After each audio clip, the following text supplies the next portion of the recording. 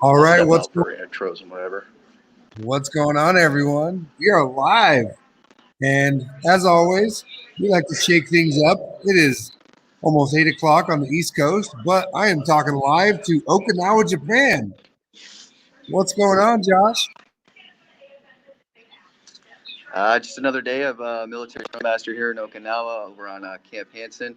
We have about 23 students coming through from Marine Corps, civilian DOD, and Air Force. Right now, That's we're going to we've got some breakout group instructors taking a run at the Warfighter Center Design Mountain as a little teaser for our other course, kind of mixed into our Scrum course before we get the awesome. day kicked off. Awesome. You want to walk us around and show us what they're up to? We'll Say be again? quiet. You want to walk us around? Yeah, Okay. take you for a tour. Try to keep it down so they don't lose their. We don't. Okay. We don't want to mess them up. Sounds good. Look at that. They're starting the mountain. It looks like they're starting the climb. Fantastic. So what it means to climb the mountain for anyone that's watching right now is they're getting an intro to the Warfighter Center Design class. And the mountain is an exercise that helps you kind of problem frame. And they're going to do an exercise later that part of the mountain that really lets them think outside the box. And so they can't hear me right now. That's why Josh is being quiet and I'm kind of talking. We don't want to mess them up. But these are Marines and probably other folks out in Okinawa, Japan right now. Part of the military Scrum Master course, doing some great things. You're being walked around by Master Sergeant Josh Thomas, doing the great work that he's doing out there for the CAW. There he is. So you said you had about 23 people in class, Josh? Yeah, about 23 people in class today. He's being quiet so that he can not interrupt. We're gonna go see what the other groups go up to right now. So the mountain is a great exercise to really look at a problem as a team and kind of reframe it and look at different ways. And these guys aren't doing the mountain; these guys are doing something else. I don't know if I can explain that one. See, look at Josh is always throwing all. He'll explain it to us in a minute once he leaves the room. If you guys are live out there, let us know you're there. We just decided to go live and show what they're up to out in Okinawa. They're doing some great stuff out there. Uh-oh, lost his headphone. So that board is a board that I created based off of the mountain. It's called targeting. Okay. Myself and Tom Coolidge, we created this. I came up with the initial concept. He gave me a lot of pointers to improve it and everything like that. So we went with artillery marketing charts. So you do steps one of the utopia, or I'm sorry, status quo, and find all those pain points to the opportunity statement that we started with. And today they're doing military education, PME. A diverse crowd is a good one to get after. So right now they're working on their status quo. Um, and what are the bad things? What are the things that are stuck with military education? Anything they can do. Sky's the limit. It's free thought of ideas, build off of one another, so on and so forth. After that, they go on to the utopia, like we do in the mountain, but they aim for the mass of the target. So that's the perfect world. We're right on target. We're hitting bullseyes. That's where we want to be. Um, what's different between the targeting one and the mountain is once they're done with the status quo and the center of mass, the utopia, then they will cluster each of those. They'll cluster the outside first into the between the concentric. Once they're clustered that, then they'll bring in the center mass shots and cluster them to those as well. So now we have their pain points and what they want. And from there, we go more in depth ideation of how might we, let's get those ideas out one cluster at a time. So we get more focus on a certain cluster.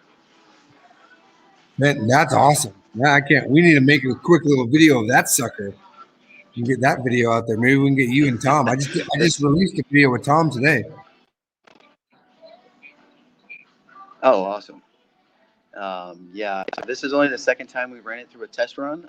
I actually put it together a couple months ago. Just haven't Okay.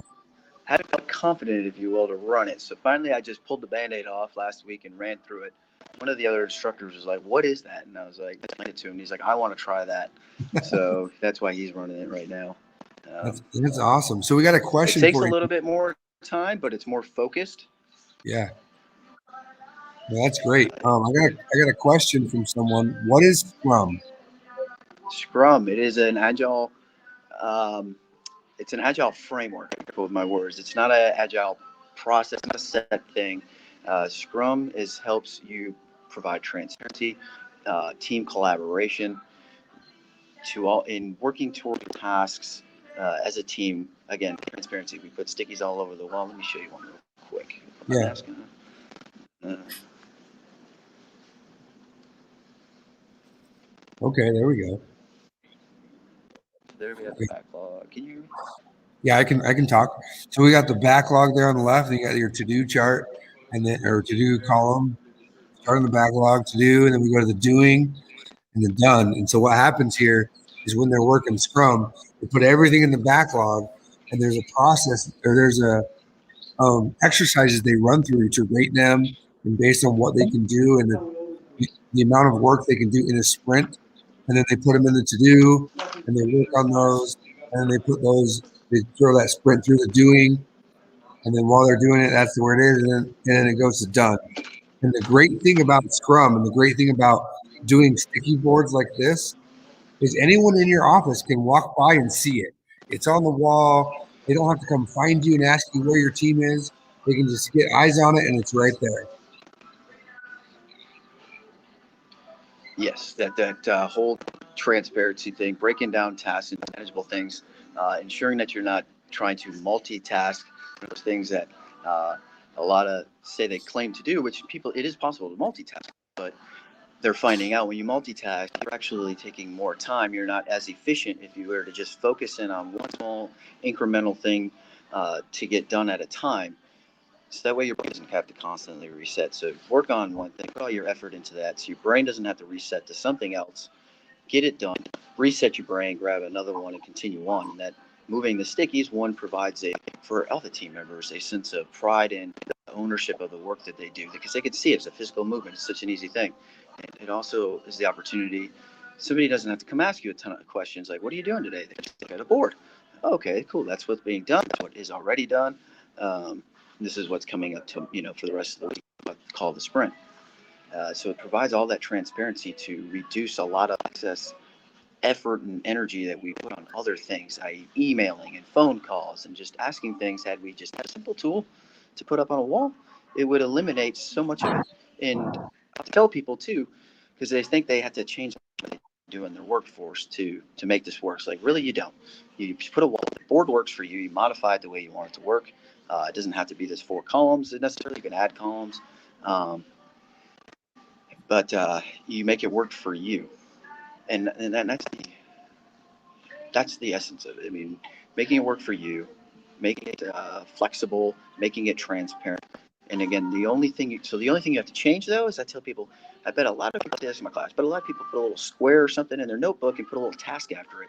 And every Mm-hmm. now and then, if they remember to, they go back and they'll check it off, or they forget because it's in a notebook 7 pages back. Well, that square, just think of it as a 3x3 sticky.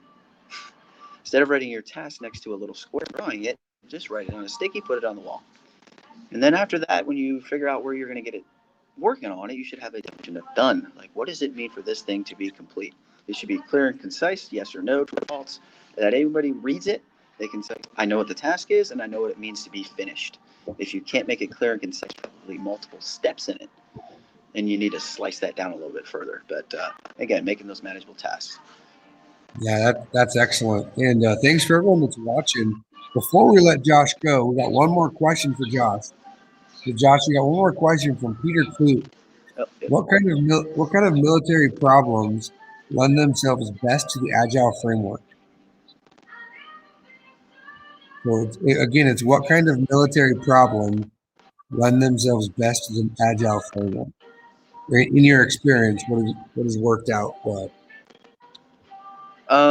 So the Scrum process works for, I would say, 99% of the things we do in the military. I've only really come across one where it presented a bit of a challenge, and that's like a phone center because they're constantly in react mode. I'm actually looking into a different thing. This was information yesterday. So you can use it in any setting. Where I found it works best, logistics organizations tend to really love this because they have so many different things that are very step by step procedure process already. And using this tool to make them more efficient. Logcom's a good example. They've taken this on, logistics type people.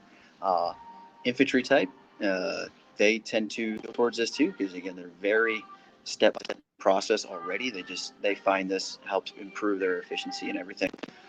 So those two types of trades, if you will, definitely fall into it.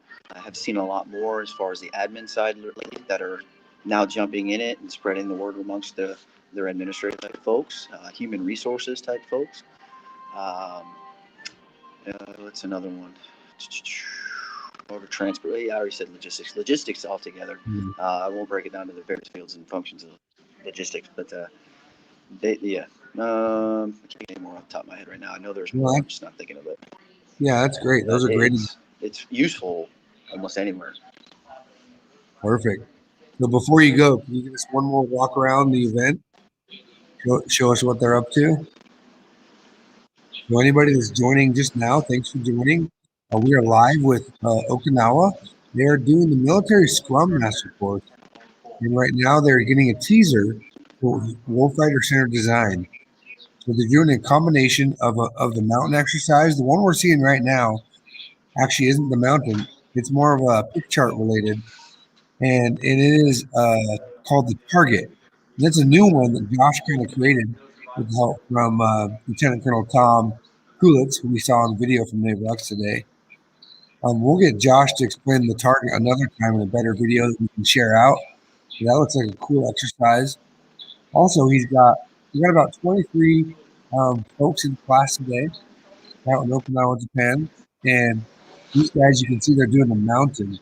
So they started with status quo, which is on the bottom under the line there. And then the stickies they're putting on the top, above the triangle there, are kind of the utopia. What they're doing is they're problem framing, and the utopia state is them saying, okay, how do I solve this if I was the richest person in the world? If I had magical powers. And so they kind of change your framework and your way of thinking to really push your boundaries when you're solving problems. So that's awesome, Josh. We appreciate you showing us around and showing us around what's going on there today. So Francis, thanks for putting those links. So we got Francis Yee, Josh have been putting all the links to all the Scrum guides while we've been talking. So thank you for that, Francis. And Josh, anything to leave us with before you go? No, I appreciate everybody watching in, signing in. Matt, thanks for your time. I know we put this together last minute.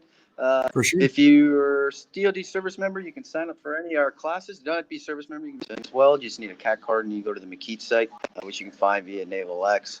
You can find those links if you go under the Centers for Adaptive Warfighting tab in the Naval X webpage. You can also find all Matt's all speed. If you're on here, you probably already know that. Probably your links are at as well. But yeah, if you haven't heard of Scrum, just there's a lot of videos out there. There's a lot of books and materials to read. But I would say try to see a video on how it works, because the book doesn't have. Our book has pictures. Some of the other ones don't, and it helps give you that visual effect. I like the audio, visual, and the kinesthetic learning environment. It definitely helps. So that pays dividends when you have photos in a book. I'm a photo person. For sure, me too. So but excellent. Yeah, we'll try Lucas to talk about Target. You got what's up from Lucas? Who did? Lucas. Oh, Lucas from the West Coast. Because you're the man. So yeah, we'll schedule a time to report about Target and get the Target out there. Yeah, it's not a CAW course. It is one of the ones I created, but it's one that I plan to present to the other directors to see if we want to hold on, or I haven't given, everybody has access. They've seen it at least on paper. It's just something to have fun with, to create, improve our own skills. Adapt and overcome. I like it. Heck yeah. Sounds good. All right. Thanks, Josh. Have a great class. Oh. Thanks. We'll talk to you later, Mohawk. All right. See you, everyone. Have a great night. See everyone else later. Thanks for signing in. Yeah.